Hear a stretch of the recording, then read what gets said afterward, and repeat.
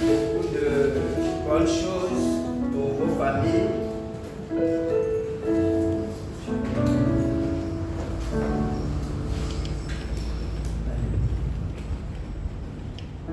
Je vais juste prier.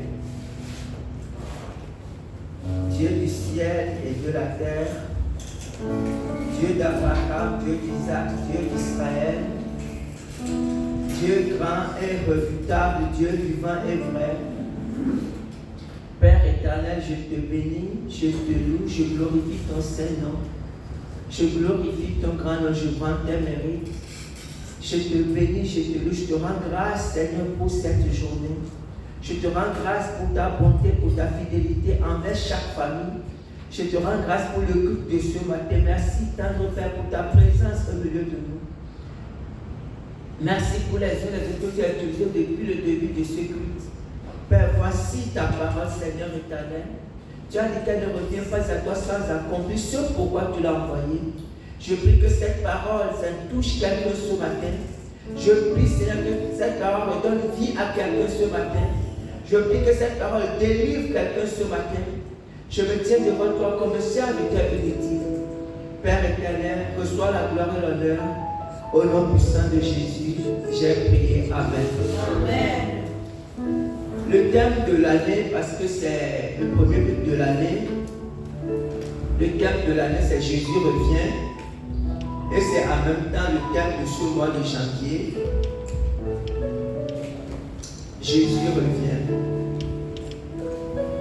Le verset de l'année, et qui est le verset de ce mois, tandis que vous attendez et hâtez l'avènement du jour de Dieu, à cause duquel les cieux enflammés se dissiperont et les éléments embrasés se fondront.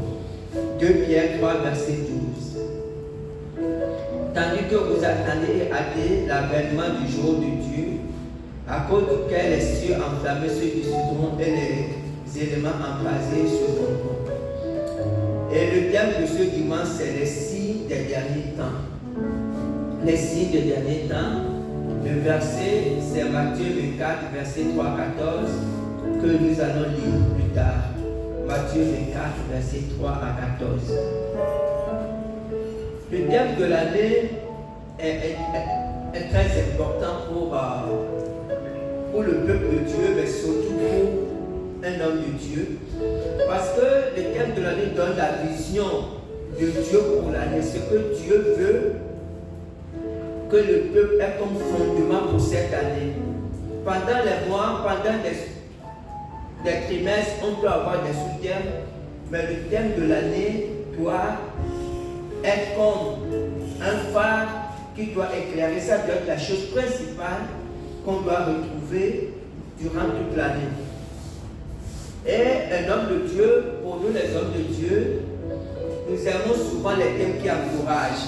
Les thèmes tels que année de prospérité, année de victoire, année de gloire, année de puissance, avec tous les superlatifs qui vont avec. Comprenez-vous? Parce que c'est vrai que c'est le peuple à encourager et les gens crient. Mais en réalité,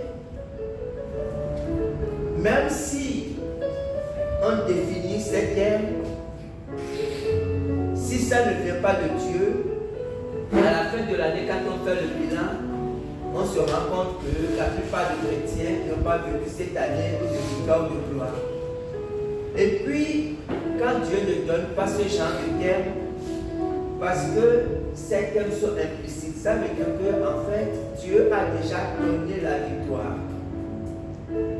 Dans Jean 17, quand Jésus priait pour ses disciples, Jésus a dit: je leur donne ma gloire, la gloire que tu m'as donnée avant la fondation du monde. Donc, dans le fond, Jésus nous a déjà donné sa gloire, sa victoire, sa bénédiction. En fait, Jésus nous a déjà tout donné.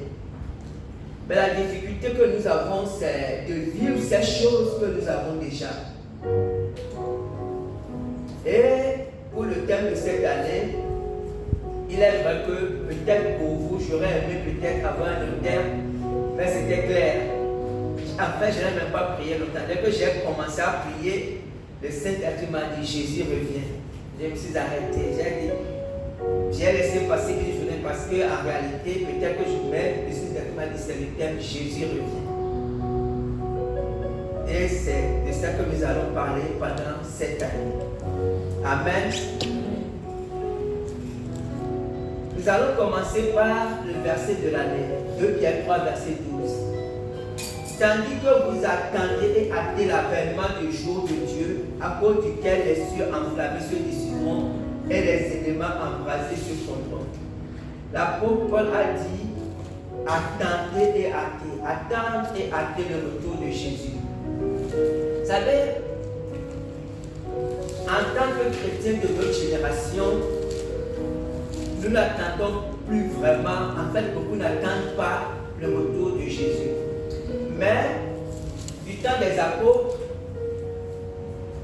les gens attendaient le retour de Jésus parce que les chrétiens avaient beaucoup plus de regard sur le ciel.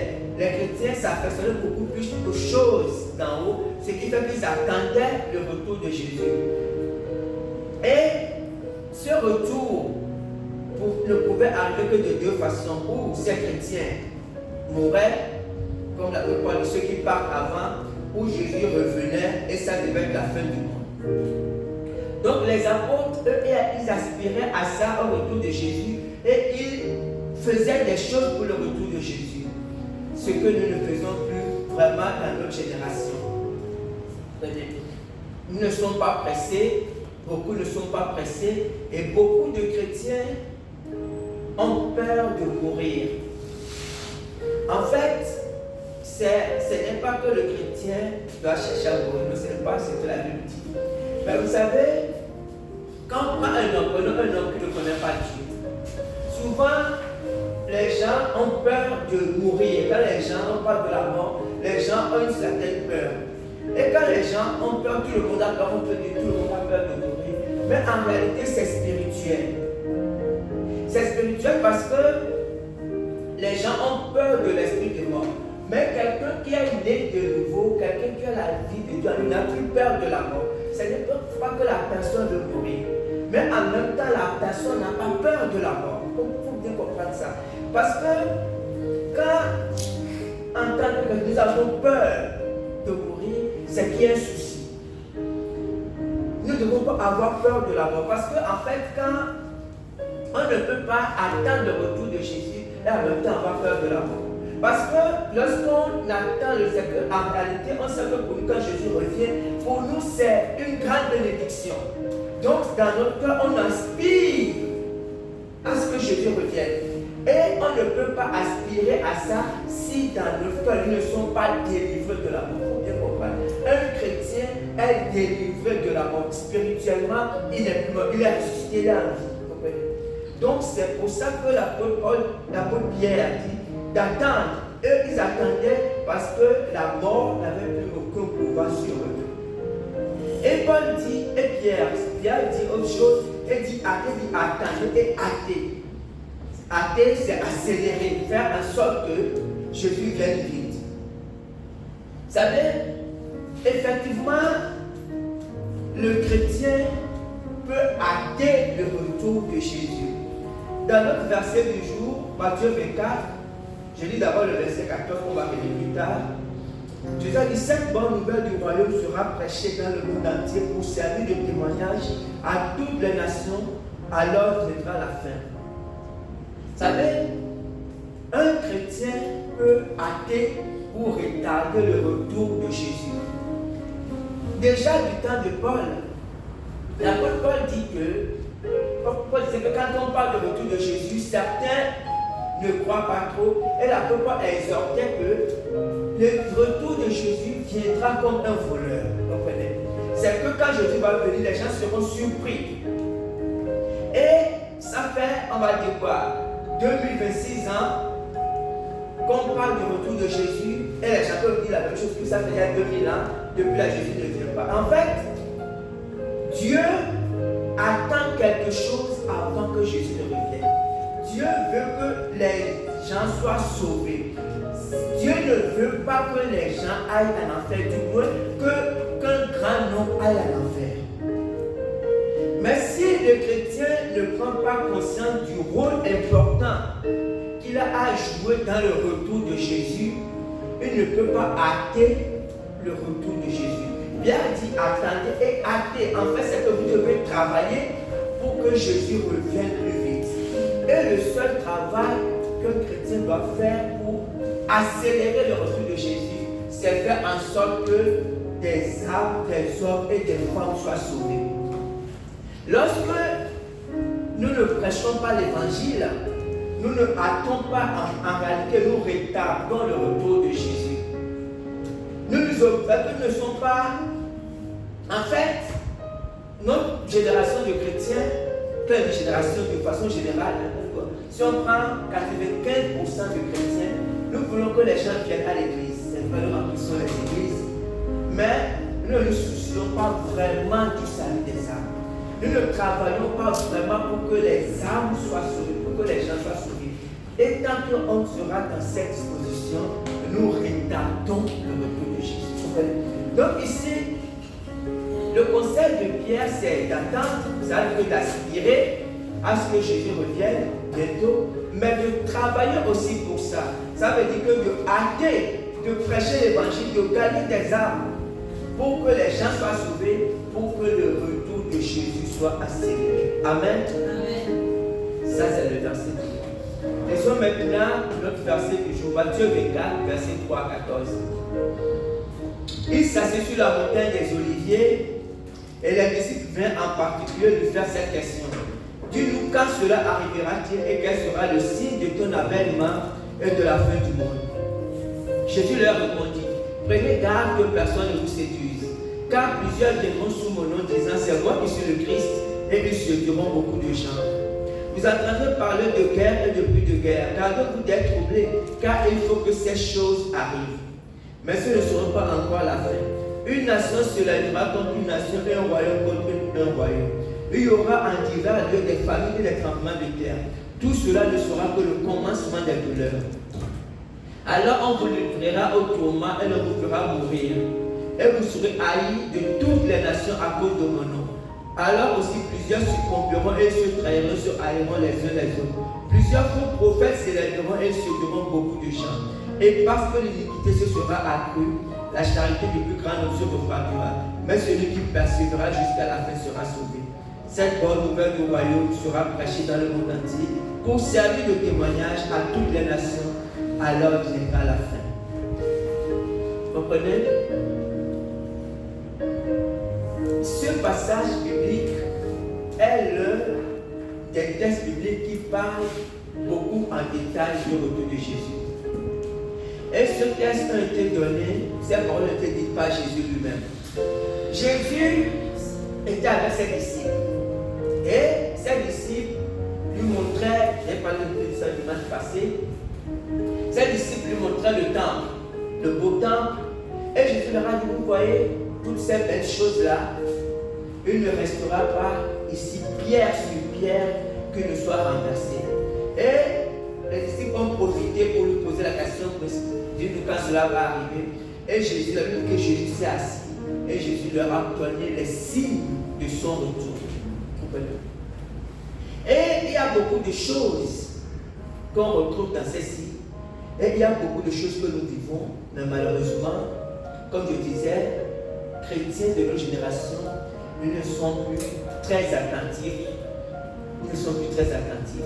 La première chose, les versets 4 et 5, Jésus leur répondit, prenez garde que personne ne vous séduise, car plusieurs viendront sous mon nom, disant c'est moi qui suis le Christ, et ils séduiront beaucoup de gens. Comprenez? La séduction est l'une des premières choses que Jésus, le premier signe que Jésus a évoqué. Et la séduction semble être quelque chose d'anodin, quelque chose de léger, mais en réalité, c'est une puissance d'égarement et la séduction va amener beaucoup de gens, malheureusement, beaucoup de chrétiens en enfer. Parce que la séduction se présente sous deux formes. Il y a la distraction qui a une forme et il y a l'égarement qui a une autre forme. La distraction, ça concerne souvent les chrétiens. Parce que nous sommes déjà chrétiens ou parce que nous connaissons déjà la parole de Dieu, Satan peut nous amener dans l'égarement, alors il amène la distraction, il amène beaucoup de choses qui distraient le chrétien pour l'éloigner temporairement. Vous savez, quelquefois Satan peut faire en sorte que un chrétien manque juste un culte un dimanche. On peut voir ça comme quelque chose d'anodin. Mais dans la vie de ce chrétien, ça peut avoir un impact considérable. Quand on prépare par exemple un culte un dimanche, quand on prépare vraiment, parce qu'on peut aussi ne pas préparer, mais quand on prépare dans la prière, le Saint-Esprit peut donner un thème et les chrétiens, le peuple de Dieu peut se retrouver dans ce thème. C'est-à-dire que ce thème peut apporter la délivrance dans la vie de certaines personnes. Vous comprenez? Et lorsque Satan connaît, parce que Satan connaît le thème qui est préparé, Satan, tout ce que Satan a. Satan, quand on prépare tout ce qui est passé, Satan ne connaît pas le futur, mais Satan connaît tout ce qui est passé déjà. Et Satan connaît les gens, les chrétiens, que ce thème peut impacter. Imagine que vous parlez par exemple de la sanctification comme thème, et que dans l'église, il y a beaucoup de chrétiens qui vivent qui ont des vies compliquées. Satan va créer des situations, va faire en sorte que ces personnes ne puissent pas venir à l'église. Parce que Satan ne veut pas qu'ils écoutent un message qui leur apportera la délivrance. Certains peuvent éviter, il peut y avoir des programmes de famille, beaucoup de choses. Vous savez, la distraction est sous plusieurs formes.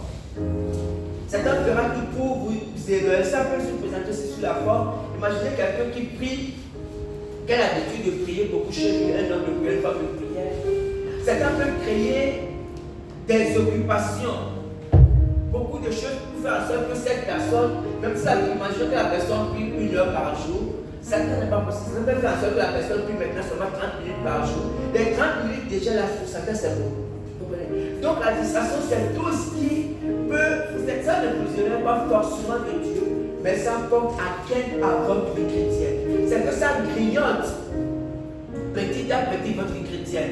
Ça peut grignoter un peu la parole, ça peut grignoter un peu quelqu'un qui a l'habitude de lire la Bible, la parole de Dieu, la personne peut lire la Bible, ça peut grignoter la fréquentation à l'église, le Seigneur. Satan, c'est les petites choses que Satan fait.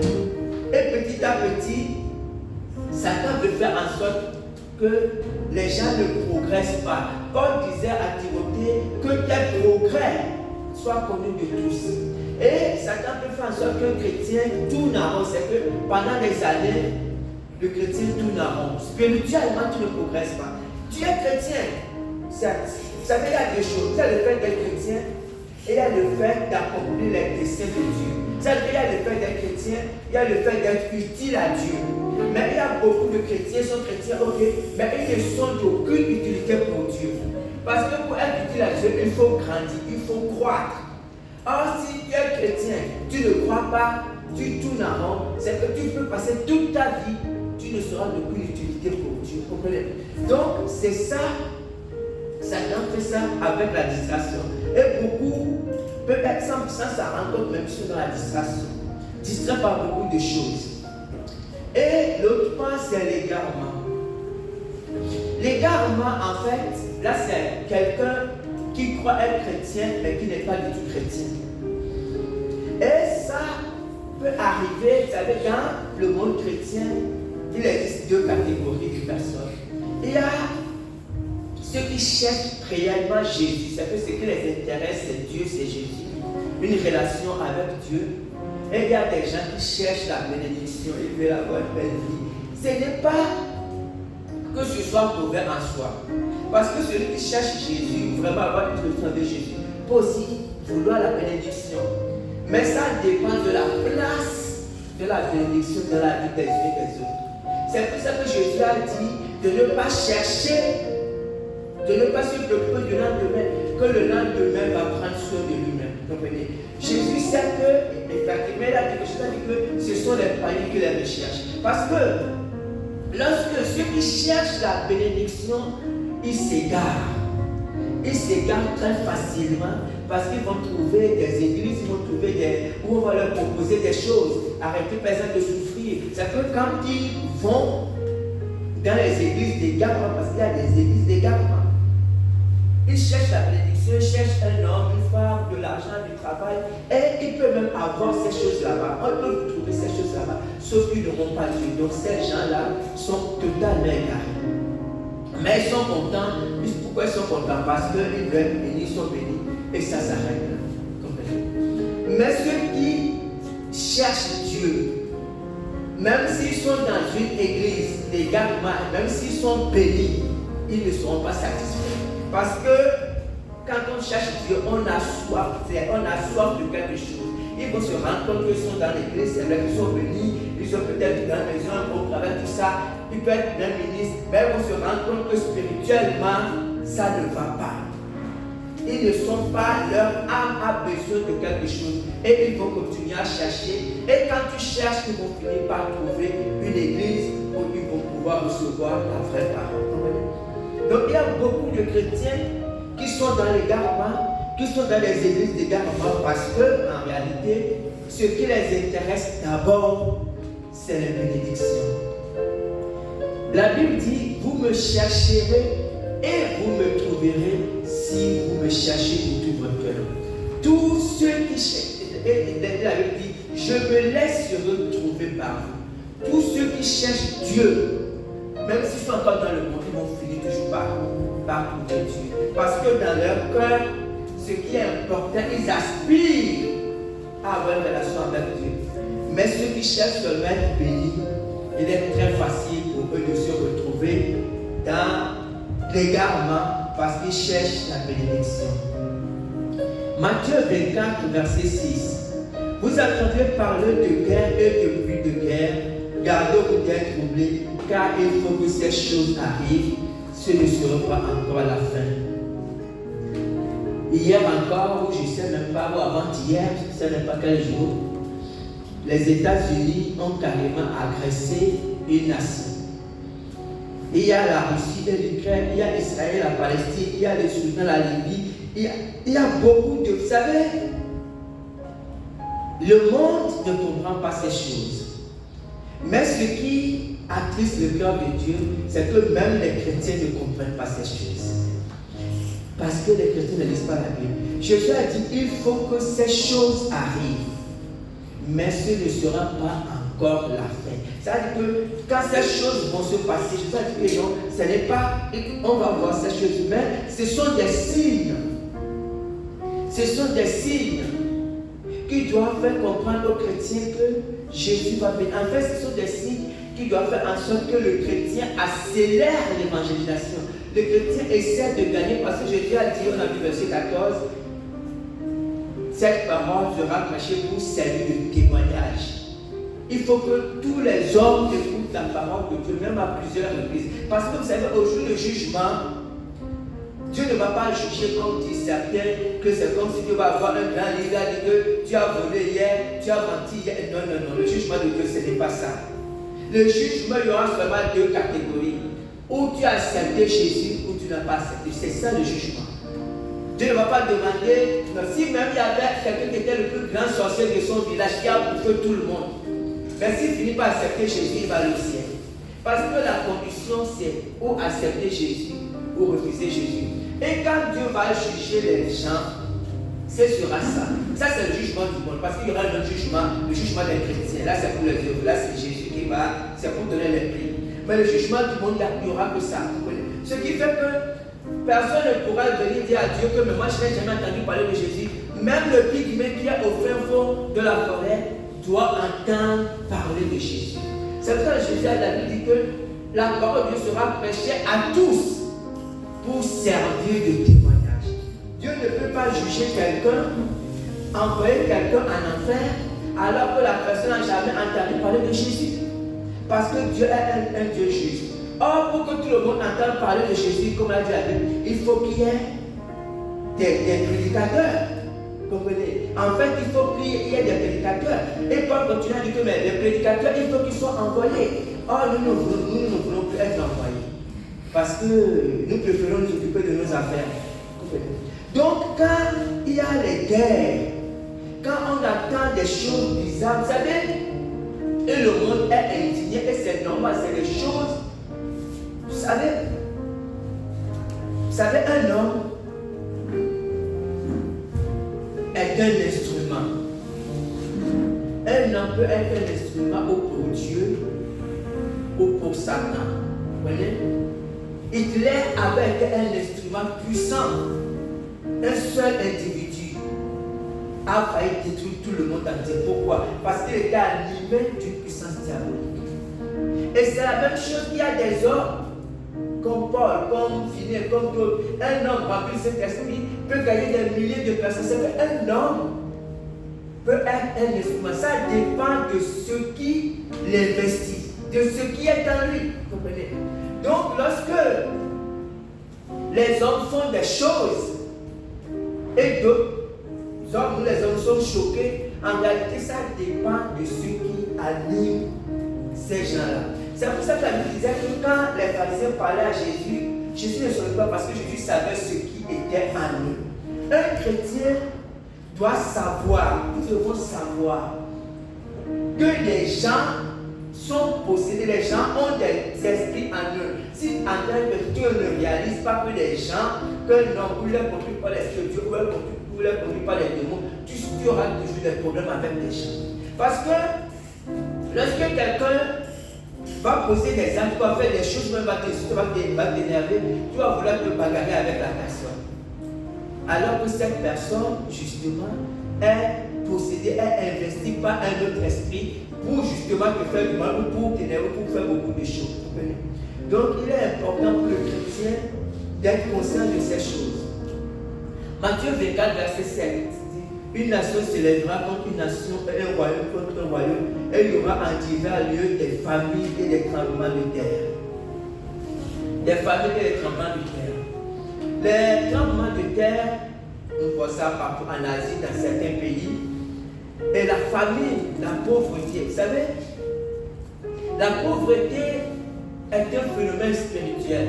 Ce qui fait que même les pays riches, vous savez, même dans les pays riches, il y a des gens qui meurent de faim. Et même tout à l'heure, je parlais des États-Unis qui ont agressé une nation. Parce que c'est une nation qui est bourrée de pétrole. C'est l'un des pays les plus bourrés, remplis de pétrole.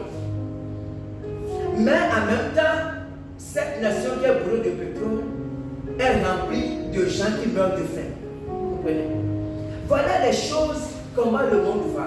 Vous comprenez? Parce que en réalité, le monde, comme je vous l'ai dit, le monde est gouverné par Satan. Donc, ce n'est pas seulement le fait d'avoir des richesses qui peuvent faire en sorte qu'une nation soit bien, non. Les richesses peuvent être là, mais le peuple peut mourir de faim si la main de Dieu n'est pas sur cette nation-là. Donc il y a des choses qui se passent parce que Satan contrôle le monde et que Satan agit dans le monde, mais aussi parce que les chrétiens de ces nations, les chrétiens qui sont des sentinelles, Jésus a dit: vous êtes le ciel de la terre, vous êtes la lumière du monde, mais parce que les chrétiens ne jouent pas sur leur rôle. Vous comprenez? Et lorsque le règne de Satan s'accroît dans une nation, ça vient aussi avec beaucoup de problèmes. Le Matthieu 24, verset 9 et 10. Alors on vous livrera au tourment et l'on vous fera mourir et vous serez haïs de toutes les nations à cause de mon nom. Alors aussi plusieurs succomberont et se trahiront, se haïront les uns les autres.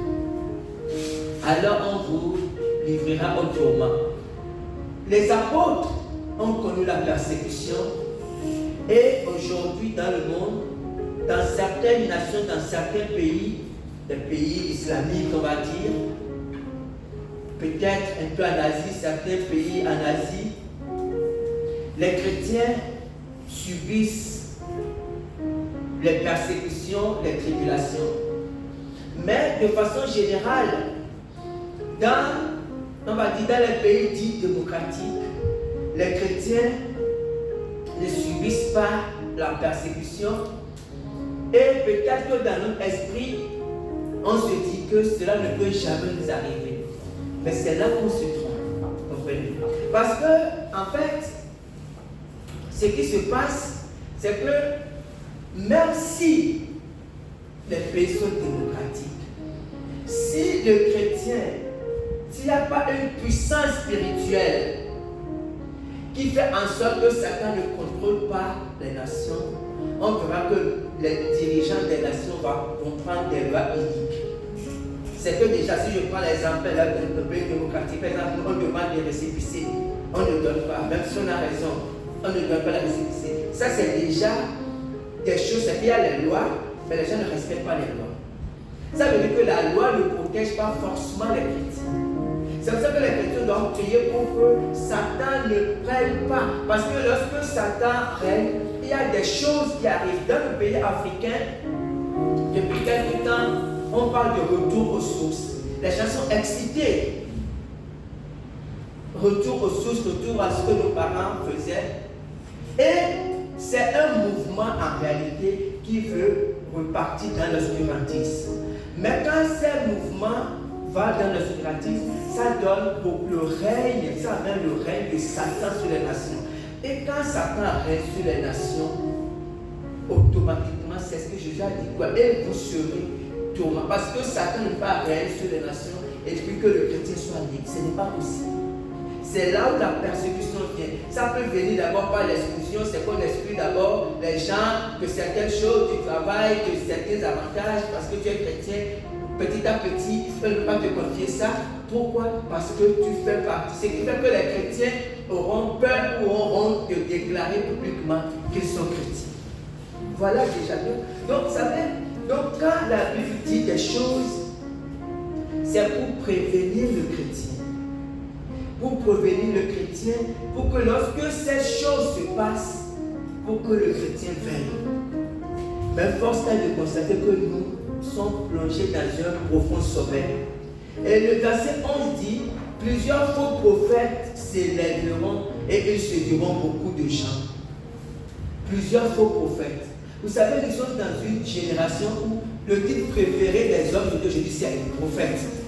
Tout le monde veut être prophète. Or, Jésus a dit plusieurs faux prophètes s'élèveront et ils séduiront beaucoup de gens. Comprenez? Donc aujourd'hui, c'est le règne. Tu vois les gens, des pères de famille, des mères de famille, chercher des prophètes. Pourquoi? Parce qu'ils veulent écouter des révélations. Mais c'est un signe des temps. Les prophètes se lèvent pour parler aux nations, ils disent des choses sur les nations. J'ai vu. Ils racontent des choses sur les nations. Nous sommes dans le règne des prophètes. Et Jésus dit, c'est un signe de la fin des temps. Verset 12, et parce que l'iniquité sera accrue, la charité du plus grand nombre se refroidira. Et le verset 13 dit, mais celui qui persévérera jusqu'à la fin sera sauvé. Elle dit, l'un des signes, c'est que la charité, l'amour du plus grand nombre. Et si la Bible ne parle pas du païen, la Bible parle du chrétien. Il dit l'amour de beaucoup de chrétiens va diminuer. Parce que la méchanceté va augmenter dans le monde. Parce que l'égoïsme va augmenter. Ce qui fait que l'amour de beaucoup de chrétiens, ce n'est pas que les chrétiens n'auront plus l'amour, mais ça va diminuer. C'est que le chrétien, il sera un peu égoïste, il va penser beaucoup à ses intérêts. Parce que l'iniquité, parce que le péché, la méchanceté va augmenter dans le monde. Les gens sont méchants, cruels. Ça veut dire quand on apprend les choses, les enfants qui ont un crime rituel. C'est la cruauté qui atteint un certain niveau. Et c'est des choses qui maudissent les nations. Donc, à cause de cette méchanceté qui grandit, la charité diminue. Jésus a dit, mais celui qui persévérera jusqu'à la fin sera sauvé. Vous savez, la persévérance et chrétien, en réalité, sont un peu comme synonymes. En fait, on ne peut pas être chrétien et ne pas vivre une vie de persévérance. Ce n'est pas possible. Comprenez? Donc, nous sommes à la fin des temps. En guise de conclusion, nous sommes à la fin des temps et beaucoup de choses se passent. Nous vivons ces choses. Sauf que nous nous comportons exactement comme les païens. C'est que Nous ne comprenons, en réalité, nous ne comprenons même pas que nous sommes à la fin des temps. Nous vivons notre vie tranquillement, c'est vrai, nous venons à l'église, nous prions. Mais nous prions en réalité pourquoi? Parce que nous devons prier, la Bible dit, nous devons prier pour nos besoins, pour tout ça, c'est vrai. Mais nous devons prier davantage pour que les âmes soient sauvées. Si nous ne prions pas pour que les âmes soient sauvées, c'est que c'est ça là qui fera en sorte que le règne de Dieu puisse venir plus sur la terre. Mais si nous ne prions plus davantage pour ça, alors nous retardons le retour de Jésus. Mais si le retour de Jésus est retardé, le règne de Satan s'accroît sur le monde. Amen. Amen. Que Dieu bénisse sa parole. Alléluia.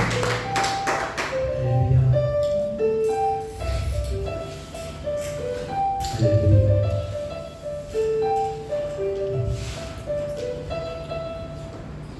Je vais juste prier.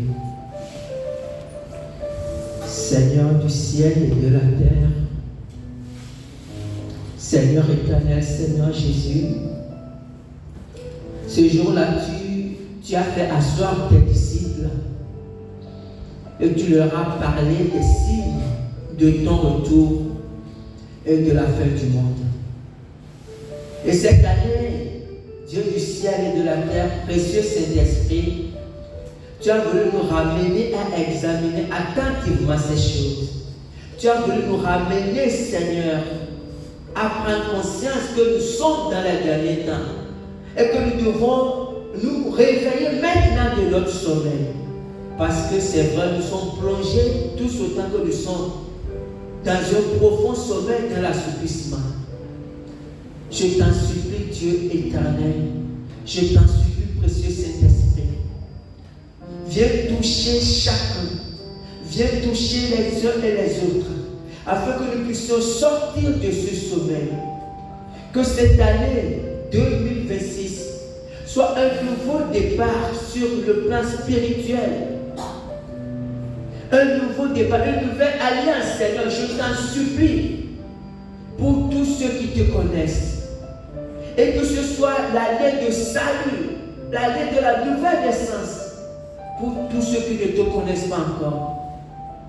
Je t'en supplie, Dieu des armées, que tu fasses quelque chose d'extraordinaire, qu'un réveil naisse dans le cœur de chacun, que tu allumes un feu, je t'en supplie. Un feu dans chaque cœur, Seigneur.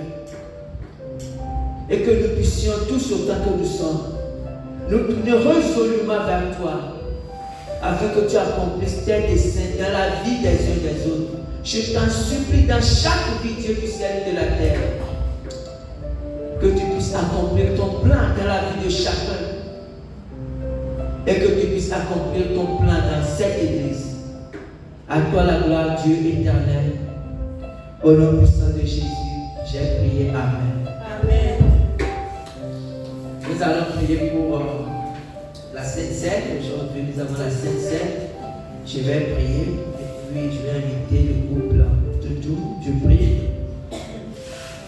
Dieu éternel, Dieu des armées, Seigneur Jésus, la nuit où tu fus arrêté, tu as mangé avec tes disciples, Seigneur, et tu as dit de faire ceci, de garder cette tradition en mémoire de toi, en mémoire de ta mort et de ta résurrection. Père, tu as brisé le pain, Seigneur éternel, et tu as donné le vin. Et tu as dit, toutes les fois que vous ferez ceci, faites-le en mémoire de moi. Et ce matin, Seigneur, nous voulons nous rappeler ta mort et ta résurrection pour nous. Nous te présentons ce pain et ce jus de raisin. Nous prions que tu bénisses, Seigneur, cette sainte scène, afin que ce pain soit l'image de ton corps qui est brisé pour nous. Et que ce jus de raisin soit ton sang, le sang que tu as versé pour chacun de nous. Père, et que ce repas, pas ce repas, nous parlons de ta mort et de ta résurrection. À toi la gloire, Seigneur des âmes. Que ce repas redonne vie à chacun ce matin. Et que guérisse ceux qui sont malades. Merci Dieu du ciel et de la terre. Au nom puissant de Jésus. J'ai prié. Amen.